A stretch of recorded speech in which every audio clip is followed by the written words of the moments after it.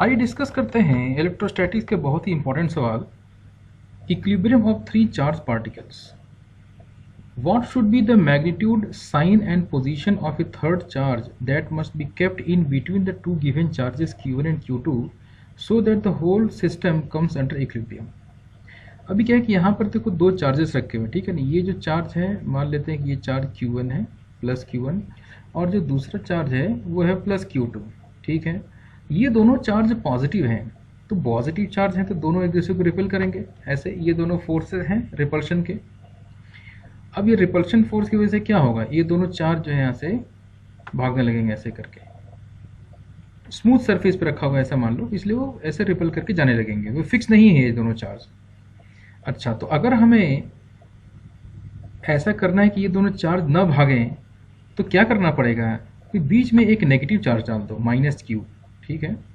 मान लेते हैं कि ये चार्ज माइनस क्यू हो जाता है, तो ये जो नेगेटिव चार्ज है क्या करेगा कि इन दोनों पॉजिटिव चार्ज को अपनी तरफ अट्रैक्ट करेगा ऐसे, ठीक है। ये दोनों फोर्सेस दिखा दिए अट्रैक्शन के, ठीक है। तो अब अगर ये जो नेगेटिव चार्ज है उन दोनों पॉजिटिव चार्जेस को अपनी तरफ अट्रैक्ट करेगा ऐसे और ऐसे, तो ये नेगेटिव चार्ज खुद भी तो अट्रैक्टेड होगा दोनों पॉजिटिव चार्ज, यानी कि जो दोनों पॉजिटिव चार्ज Q1 Q2 है वो दोनों भी नेगेटिव चार्ज को अपनी तरफ अट्रैक्ट करेंगे कुछ इस तरीके से दोनों साइड से। अब यदि हमें इक्विलिब्रियम चाहिए तो तीनों चार्ज पार्टिकल्स पे ये जो दो दो फोर्स लग रहे हैं ये दोनों इक्वल एंड ऑपोजिट होने चाहिए, ये दोनों इक्वल एंड ऑपोजिट होने चाहिए और ये दोनों भी इक्वल एंड ऑपोजिट होने चाहिए। चलो, तो अब हम एक काम करते हैं, अब लिखना शुरू करते हैं कि ये फोर्सेस की मैग्नीट्यूड्स क्या होंगे इन सभी फोर्सेस की। सबसे पहले ये वाला फोर्स देखते हैं जो लेफ्ट साइड में है। ये जो फोर्स है इस पॉजिटिव चार्ज पर रिपल्सन फोर्स है, कौन लगा रहा है इसके ऊपर, ये जो प्लस Q2 है इधर साइड में, ये इसको रिपेल कर रहा है इतने फोर्स से। तो इस फोर्स को हम क्या लेते हैं F12, यानी कि force acting on 1 due to 2, ठीक है ना। F12 का मतलब हुआ force acting on Q1 due to Q2, ठीक है। उसी प्रकार से अगर हम Q2 पे जाते हैं तो ये जो फोर्स राइट साइड में लग रहा है, येलो कलर का वेक्टर जो है राइटवर्ड डायरेक्शन में, ये कौन लगा रहा है, ये जो Q1 है पॉजिटिव चार्ज Q1, ये Q2 को रिपेल कर रहा है। तो इस फोर्स को हम नाम दे देते हैं F21, यानी कि force acting on Q2 due to Q1। Okay, अब हम आते हैं ये ग्रीन कलर का जो अट्रैक्टिव फोर्स है उस पर देखते हैं। ये जो फोर्स है यहाँ वाला, ये ग्रीन कलर राइटवर्ड डायरेक्शन में जा रहा है Q1 चार्ज पे, तो ये कौन अट्रैक्ट कर रहा है इसको, ये जो नेगेटिव चार्ज यहाँ पे है वो उसको अट्रैक्ट कर रहा है, ठीक है। इसको हम थर्ड चार्ज मान लेते हैं, जिसको हम नाम दे देते हैं Q3, ठीक है ना, थर्ड चार्ज।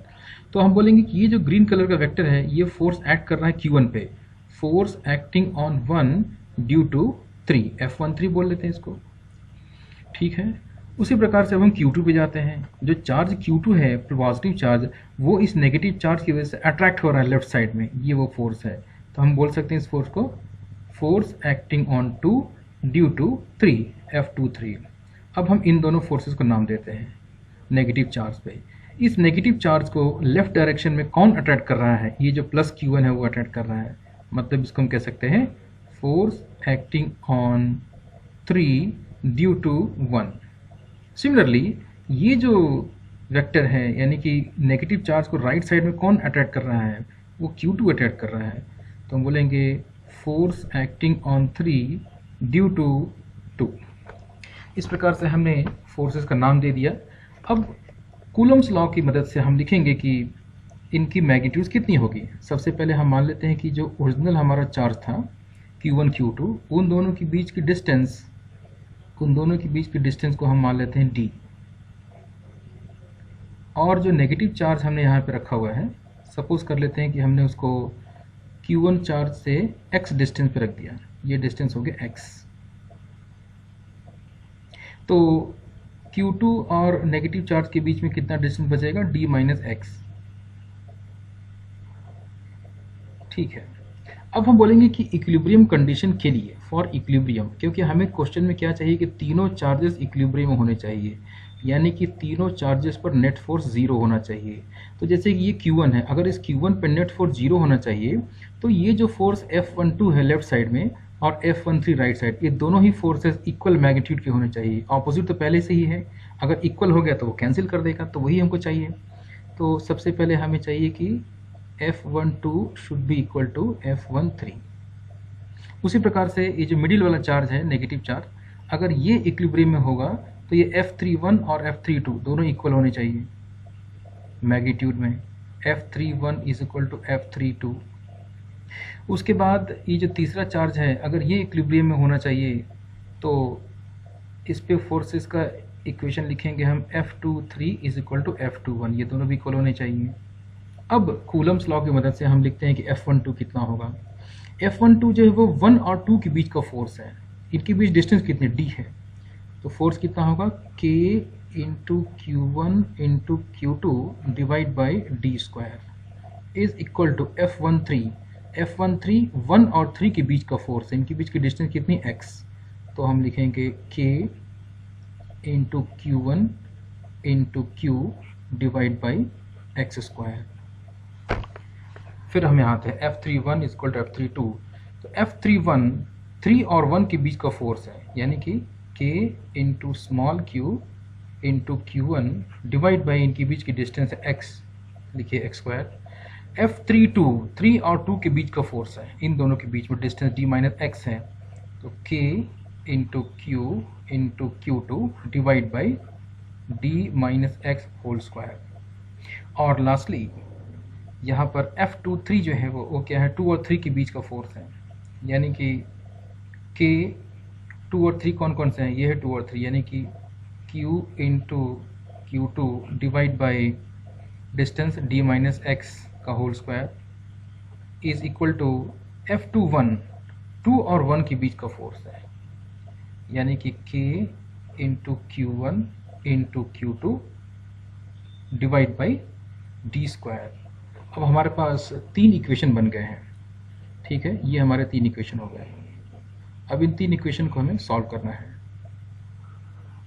हमारे पास कितने अननोन से सॉल्व करने के लिए, एक्चुअली हमारे पास 2 अननोन है सॉल्व करने के लिए। एक तो है वो चार्ज स्मॉल q जिसका वैल्यू हमें फाइंड करना है, मैग्नीट्यूड तो उसका हम फाइंड करेंगे, उसका साइन क्या होना चाहिए, उसका साइन जो है नेगेटिव ही होना चाहिए। क्वेश्चन पूछा गया है 3 चीज़ें कि उस चार्ज का मैग्नीट्यूड कितना होना चाहिए, साइन कितना होना चाहिए और उसकी पोजीशन क्या, मतलब ये x डिस्टेंस कितना है हमें ढूंढना है। साइन तो पता चल के माइनस ही होना चाहिए। तो फिलहाल हमारे पास 2 अननोन है, मैग्नीट्यूड और पोजीशन, यानी कि q और स्मॉल x, ये दोनों चीज़ हमको ढूंढना है, ठीक है। तो पहले हम एक काम करते हैं, सबसे पहले हम वो इक्वेशन लेंगे जिसमें से कि एक अननोन कट जाए, यानी कि मिडिल वाला।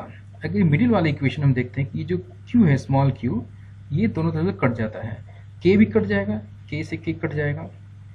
तो हमारे पास यहाँ क्या बचता है कि सिर्फ एक ही अननोन बचता है जो कि है x।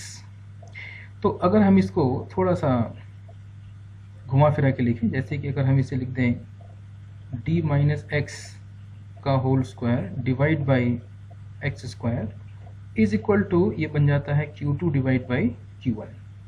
अब हम क्या करेंगे अगले स्टेप में कि हम स्क्वायर रूट ले लेंगे, यानी कि d minus x divide by x is equal to square root of Q2 divide by square root of Q1। अब देखो यहाँ एक ही अननोन है x, वो हम ढूंढ सकते हैं आराम से। सबसे पहले हम इसको ऐसे सॉल्व करेंगे, इसको लेफ्ट साइड लिख लेंगे d by x minus 1 is equal to right hand side में as it is root Q2 by root Q1। ठीक है, आगे बढ़ते हैं इसको सॉल्यूशन को। तो d बाई एक्स को इसी तरफ रखते हैं और माइनस 1 को राइट साइड भेज देंगे तो बन जाएगा प्लस 1। तो ये हो जाएगा root Q2 divide by root Q1 plus 1, यानी कि अब आगे d by x is equal to, इसको हम ऐड कर लेते हैं, तो root Q2 plus root Q1 the whole thing divide by root Q1। अब रेसिप्रोकल ले लेते हैं, रेसिप्रोकल ले लेंगे तो x की वैल्यू मिल जाएगी हमें, यानी कि पहले तो रेसिप्रोकल लें x by d is equal to root Q1 divide by root Q2 plus root Q1। Therefore final answer हमें x मिल जाता है रूट Q1 डिवाइड बाई, ये नीचे को हम ऐसे लिख लेते हैं, पहले 1 फिर 2, तो root Q1 plus root Q2 और पूरा ब्रैकेट लगा के इंटू डी। ये हो गया हमारा एक आंसर कि x डिस्टेंस कितना होना चाहिए इस नेगेटिव चार्ज का, ये डिस्टेंस x। अब दूसरी बात बचती है कि ये q की वैल्यू कितनी होनी चाहिए। तो अब q निकालने के लिए हम क्या करते हैं कि जो पहला वाला इक्वेशन है, वैसे तो हमारे पास 2 इक्वेशन बचे हैं, पहला और तीसरा, लेकिन तीसरा थोड़ा सा मुश्किल लग रहा है दिखने में इसकी वजह से, तो इसलिए क्या करते हैं कि पहला ले लेते हैं हम लोग। पहले इक्वेशन में ये k कट जाएगा दोनों तरफ से और Q1 भी कट जाएगा। ठीक है, तो हमें यहाँ से क्या ढूंढना है, हमें ढूंढना है यहाँ से Q की वैल्यू निकालना है। तो हम इसको क्रॉस मल्टीप्लिकेशन से देख सकते हैं कि Q की वैल्यू हो जाएगी Q2 into x square by d square. अब देखो x की वैल्यू हमारे पास पहले से आ चुकी है, इसको हमें यहाँ डालना है। ठीक है, x का स्क्वायर डालना है, ये हमारा Q2 है, x का स्क्वायर यहाँ पुट करना होगा। तो मतलब हमें मिलेगा small q is equal to Q2 और x का स्क्वायर अगर करेंगे हम तो मिलेगा ऊपर रूट Q1 का स्क्वायर तो Q1 हो जाएगा, लेकिन जो डिनोमिनेटर है उसको हम लिखेंगे root Q1 plus root Q2 का होल स्क्वायर। ठीक है भाई, बाई मिस्टेक इसको Q1 प्लस Q2 मत लिख देना, ऐसा नहीं होता है। ठीक है, और इंटू डी स्क्वायर भी करना पड़ेगा ना, इंटू डी स्क्वायर, क्योंकि ये डी भी यहाँ लगा हुआ है और यहाँ नीचे में भी एक डी स्क्वायर था, तो अब डी स्क्वायर से डी स्क्वायर कट गया। तो फाइनल आंसर हमें क्या मिलता है कि Q is equal to numerator में Q1 मल्टीप्लाइड बाई Q2 और divide by root Q1 plus root Q2 का होल स्क्वायर। अगर हम चाहें तो इसको थोड़ा सा और अच्छे तरीके से लिख सकते हैं। यहाँ पर जो हमारा चार्ज Q है वो हो जाएगा, जो न्यूमरेटर है Q1 Q2, क्यों ना हम उसे ऐसे लिखें root Q1 into root Q2 का होल स्क्वायर। तो क्योंकि हम ऊपर में भी स्क्वायर कर रहे हैं, डिनोमिनेटर में भी स्क्वायर है, तो पूरा का पूरा ब्रैकेट में ही हम इसको ऐसे होल स्क्वायर कर सकते हैं। तो ये हो गया हमारा फाइनल आंसर, चार्ज Q।